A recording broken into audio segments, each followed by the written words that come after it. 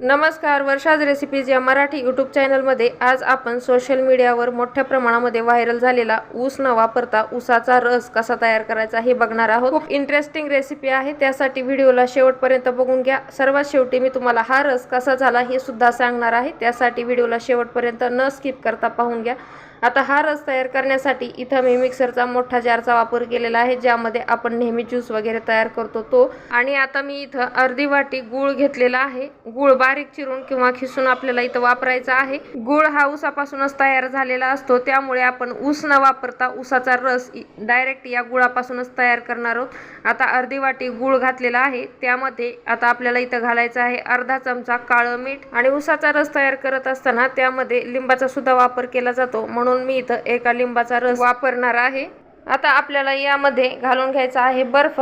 तर बर्फाचे 2-4 क्यूब इथं आपल्याला वापरायचे आहेत। आणि आता आपल्याला हे मिक्सरवरती फिरवून घ्यायचे, त्यासाठी इथं आपल्याला सुरुवातीला अर्धा कप किंवा 1 कप एवढं पाणी यामध्ये घालून घ्यायचं आहे। आणि साधारणपणे 4 ते 5 मिनिट हे सलग मिक्सरवरती आपल्याला फिरवून घ्यायचे। जोपर्यंत आपला गूळ यामध्ये पूर्ण बारीक होत नाही तोपर्यंत आपल्याला याला मिक्सरवरती फिरवून घ्यायचे। तर साधारणपणे 3 ते 4 मिनिट मी हे मिश्रण या मिक्सरमध्ये फिरवून घेतलं होतं आणि तुम्ही बघू शकता एकदम मस्त असा झाग यावर आलेला आहे। आता या मिश्रणामध्ये आपण अजून 1 ते 1.5 ग्लास पाणी ऍड करणार आहोत आणि साधारणपणे परत याला 2 ते 3 मिनिटांसाठी परत मिक्सरवरती फिरवणार आहोत। यामुळे जर यामध्ये सुरुवातीला काही गुळाचे तुकडे वगैरे राहिले असतील तर ते परत फिरवल्यानंतर यामध्ये बारीक होऊन जातील।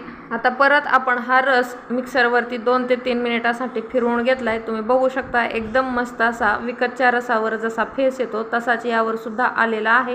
आता कलरचं म्हणाल तर कलरसाठी इथं आपण पुदिना सुद्धा वापरू शकतो, पण यामुळे सगळ्या रसाची चव बिघडून जाईल, त्यामुळे मी फक्त एवढ्याच पदार्थापासून ऊसाचा रस तयार केलेला आहे। आता हा ऊसाचा रस आपण एका ग्लासमध्ये ओतून घेऊ। त्यासाठी सुरुवातीला थोडासा बर्फ आपल्याला ग्लासमध्ये टाकून घ्यायचा आहे आणि त्यामध्ये आपल्याला हा ऊसाचा रस चाळून ओतायचा आहे। चाळल्यामुळं काय होईल तर गुळाचे जे काही तुकडे राहिले असतील तर ते चाळणीमध्ये राहतील। आणि बघा मस्त असा झागदार असा विकतच्या ऊसासारखा ऊस न वापरता ऊसाचा रस आपण इथं तयार केलेला आहे। आणि चवीला म्हटलं तर सेम टू सेम आपल्याला ऊसाच्या रसासारखाच लागतो। तुम्ही सुद्धा अशा पद्धतीचा ऊस न वापरता ऊसाचा रस एकदा तरी नक्की ट्राय करा आणि हा कसा झाला ते कमेंटमध्ये सांगायला अजिबात विसरू नका। पुन्हा भेटूयात अशाच एखाद्या नवीन आणि इंटरेस्टिंग व्हिडिओ सोबत। तोपर्यंत बाय बाय।